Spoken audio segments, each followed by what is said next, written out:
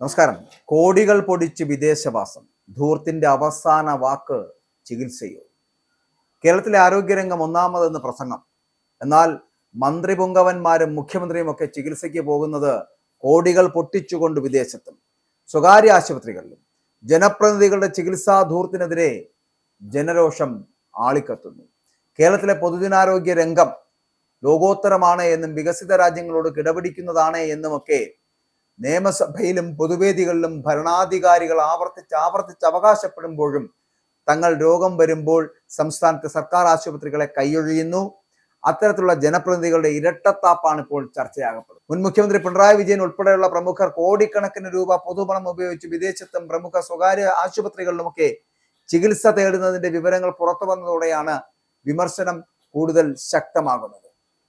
ഇത് പിണറായി വിജയൻ മുഖ്യമന്ത്രി ആയിരിക്കുമ്പോഴാണ് ഇത് നടക്കുന്നത്. സംസ്ഥാനത്തെ സാധാരണക്കാർ ആശ്രയിക്കുന്ന മെഡിക്കൽ കോളേജുകളിലോ സൂപ്പർ സ്പെഷ്യാലിറ്റി സർക്കാർ ആശുപത്രികളിലോ ചികിത്സ തേടാൻ മന്ത്രിമാരും MLA-മാരും തയ്യാറാകാത്തത് എന്തുകൊണ്ട് എന്ന ചോദ്യമാണ് ഇപ്പോൾ സത്യത്തിൽ പൊതുസമൂഹത്തിൽ നിന്ന് വരുന്നത്. ചില ചികിത്സാ സൗകര്യങ്ങൾ അത് സർക്കാർ മേഖലയിൽ തന്നെ ലഭ്യമാക്കിയിട്ടുണ്ടെന്ന് അവകാശപ്പെടുന്നവർ തന്നെ സ്വകാര്യ വിദേശ രോഗികൾക്ക് പിന്നിൽ പോകുന്നത് പൊതുജനാരോഗ്യ സംവിധാനങ്ങളിലുള്ള അവരുടെ വിശ്വാസക്കുറവ് വ്യക്തമാക്കുന്നതാണെന്നാണ് പറയുന്നത്. ഇപ്പോൾ ലക്ഷക്കണക്കിന് രൂപയുടെ ഇൻഷുറൻസ് പരിരക്ഷ പോലും ഇല്ലാതെ സാധാരണക്കാർ ചികിത്സയ്ക്കായിട്ട് നെട്ടോട്ടം ഓടുമ്പോഴാണ് ജനപ്രതിനിധികളുടെ ഈ അനിയന്ത്രിതമായിട്ടുള്ള പൊതു വിപണന വിനിയോഗം എന്ന് പറയപ്പെടുന്നത്.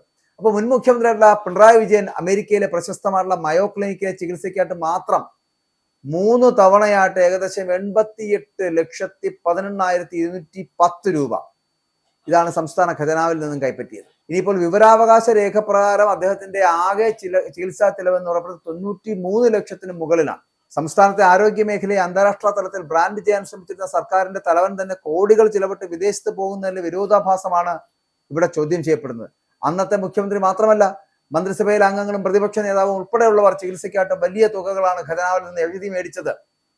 മുൻ വൈദ്യമന്ത്രി ശ്രീ K. കൃഷ്ണൻകുട്ടി 48,69,772 രൂപ, മുൻമന്ത്രി B. ശിവൻകുട്ടി 34,48,898 രൂപ, ഉന്നത വിദ്യാഭ്യാസ മന്ത്രിയായിരുന്ന ഡോക്ടർ ബിന്ദു 10,03,593 രൂപ.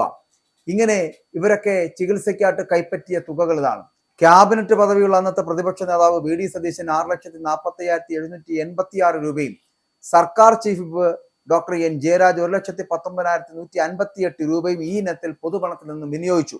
മന്ത്രിമാരും MLA-മാരും തങ്ങളുടെ പദവി ഉപയോഗിച്ച് പരിധിയില്ലാതെ പൊതുപണം സ്വന്തം ചികിത്സയ്ക്കായിട്ട് ഉപയോഗിക്കുന്നത് ഒട്ടും ജനാധിപത്യപരമല്ല എന്ന ആക്ഷേപം ശക്തമാണ്. സാധാരണക്കാരായ സർക്കാർ ജീവനക്കാർക്കും പൊതുജനങ്ങൾക്കും കൃത്യമായ പരിധിയുള്ള ഇൻഷുറൻസ് പരിരക്ഷകൾ മാത്രം നൽകുമ്പോൾ ജനപ്രതിനിധികൾക്ക് എത്ര തുക വേണമെങ്കിലും ഖജനാവിൽ നിന്ന് അനുവദിച്ച് നൽകുന്ന രീതി മാറണം.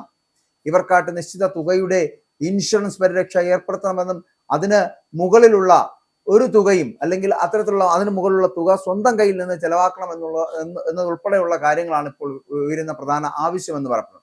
അപ്പോൾ കേരളത്തിലെ സർക്കാർ ആശുപത്രികളിൽ അത്യാധുനികമായിട്ടുള്ള സൗകര്യങ്ങളുണ്ട് എന്ന് ജനങ്ങളെ വിശ്വസിപ്പിക്കാൻ കോടികളുടെ പരസ്യങ്ങൾ നൽകുന്നവരാണ് നമ്മെ ഭരിച്ചുകൊണ്ടിരുന്നത്.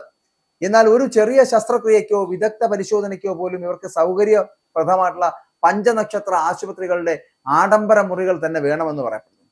അപ്പോൾ ഈ ഇരട്ടത്താപ്പാണ് ജനങ്ങളെ അങ്ങേയറ്റം പ്രകോപിപ്പിക്കുന്നത് എന്നുള്ളത്. ജനപ്രതിനിധികൾക്ക് പോലും വിശ്വാസമില്ലാത്ത സർക്കാർ ആശുപത്രികളിലേക്ക് സാധാരണക്കാർ എങ്ങനെ വിശ്വസിച്ച് കടന്നു വരുമെന്നുള്ള ചോദ്യത്തിന് ഭരണാധികാരികൾക്ക് സത്യത്തിൽ മറുപടിയില്ല. ഭരണാധികാരികളുടെ ഈ ധൂർത്തുകൾക്കിടയിലും മാതൃകയാക്കാവുന്ന ചില ശുഭവാർത്തകളും ഈ പട്ടികയിലുണ്ട്. സർക്കാരിൽ നിന്നും 1 രൂപ പോലും കൈപ്പറ്റാതെ 5 മന്ത്രിമാർ പൊതുരംഗത്ത് വേറിട്ട മാതൃക സൃഷ്ടിച്ചവരുണ്ട്. ജനങ്ങളുടെ നികുതി പണം അത് സ്വന്തം ആവശ്യങ്ങൾക്കായി ധൂർത്തടിക്കില്ല എന്ന് ഇവരുടെ നിലപാട് കൂടിയായിരുന്നു എന്നാണ് പറയപ്പെടുന്നത്. ആ നിലപാട് അഭിനന്ദനാർഹവുമാണ്. ഇതിൽ ഏറ്റവും ശ്രദ്ധേയമായത് മുൻ ആരോഗ്യമന്ത്രി വീണ ജോർജിന്റെ പേരാണ്. സംസ്ഥാനത്തെ ആരോഗ്യ വകുപ്പ് കൈകാര്യം ചെയ്ത മന്ത്രിയായിരുന്നിട്ടും അവർ ചികിത്സാ ഇനത്തിൽ 1 രൂപ പോലും സർക്കാരിൽ നിന്ന് കൈപ്പറ്റിയിട്ടില്ല എന്നത് താൻ നയിക്കുന്ന സംവിധാനത്തോടും പൊതുജനത്തോടും കാണിച്ച അങ്ങേയറ്റത്തെ പ്രതിബദ്ധതയാണ്. വകുപ്പ് മന്ത്രി തന്നെ ഇത്തരമൊരു നിലപാട് സ്വീകരിക്കുമ്പോൾ അത് പ്രവർത്തകർക്കും വലിയൊരു സന്ദേശമാണ്. വീണ ജോർജിനൊപ്പം കൃഷി വകുപ്പ് മന്ത്രിയായിരുന്ന P. പ്രസാദ്, പട്ടികവർഗ ക്ഷേമ വകുപ്പ് മന്ത്രിയായിരുന്ന OR കേളു, ഗതാഗത മന്ത്രിയായിട്ടുള്ള KV ഗണേഷ് കുമാർ, വ്യവസായ മന്ത്രിയായ P. രാജീവ് എന്നിവരുമൊക്കെ ചികിത്സയ്ക്കായിട്ട് ഖജനാവിനെ ആശ്രയിക്കാത്ത ജനപ്രതിനിധികളുടെ പട്ടികയിൽ ഉണ്ട് എന്നുള്ളതാണ്. സ്വന്തം നിലയ്ക്കോ ഇൻഷുറൻസ് വഴിയോ ഇവരെ ചികിത്സാ ചെലവുകൾ കണ്ടെത്തിയപ്പോൾ അത് സംസ്ഥാന ഖജനാവിന് വലിയൊരു ആശ്വാസമായി മാറി എന്നുള്ളതാണ്. കേരളം കടുത്ത സാമ്പത്തിക പ്രതിസന്ധിയിലൂടെ കടന്നു പോകുന്ന ഈ കാലഘട്ടത്തിൽ ജനപ്രതിനിധികളുടെ അനിയന്ത്രിതമായിട്ടുള്ള ചികിത്സാ ആനുകൂല്യങ്ങൾക്ക് കൃത്യമായിട്ടുള്ള നിയന്ത്രണവും മാനദണ്ഡവും കൊണ്ടുവരേണ്ടത് അനിവാര്യമാണ്. ഭരണാധികാരികൾക്ക് ഇവിടുത്തെ സർക്കാർ ആശുപത്രികൾ ചികിത്സ തേടാൻ മടിയാണെങ്കിൽ അത് നമ്മുടെ പൊതുജനാരോഗ്യ മേഖലയുടെ പരാജയമായി മാത്രമേ കാണാൻ കഴിയൂ. അതിനാൽ ജനപ്രതിനിധികൾക്ക് ഇൻഷുറൻസ് പരിധി നിശ്ചയിക്കുവാനും സർക്കാർ ആശുപത്രികളെ കൂടുതൽ ജനകീയമാക്കുവാനും സർക്കാർ അടിയന്തരമായി ഇനിയെങ്കിലും തയ്യാറാകേണ്ടതുണ്ട്.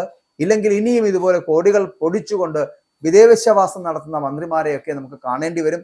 അതുകൊണ്ട് തന്നെ ചികിത്സ എന്ന് പറയപ്പെടുന്നത് ഒരിക്കലും ധൂർത്തിന്റെ അവസാന വാക്ക് ആകരുത്.